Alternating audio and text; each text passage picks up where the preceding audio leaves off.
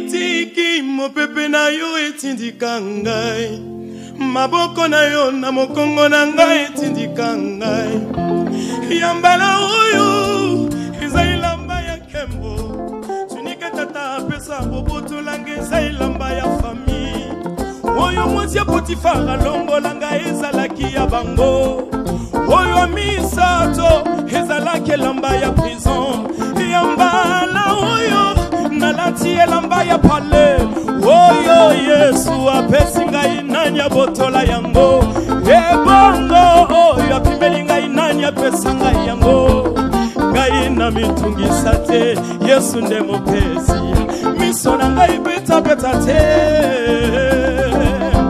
Mbongo iza mutu ya kasi kondima na ngai eleki mbongo. Yambala oyo iza ilamba ya nkembo. Miso oyo emesana komone lokote na bomoi na ngai. Yambala sambo oyo ekomona eloko. Lipata oyo ya mukebo somone so anonse mvula. Mvula ekonoka akabe ya komona. Nga mosali na yo na kokufela na ila maltete shama. Nga mosali na kokufela na ila maltete Yesu. Kinona mona bababa babongola maloba. Ngai mosali na kolongwa mokilio na humiliation te. Nga na lenga lenga te. Nazaya nzambe lisusu na te pate pate. Alliance za makosi nako kolela te. Nakoma ya nzambe nako mitungisa te. Nakoma ya Yesu asikolo ngai na makila ya talo.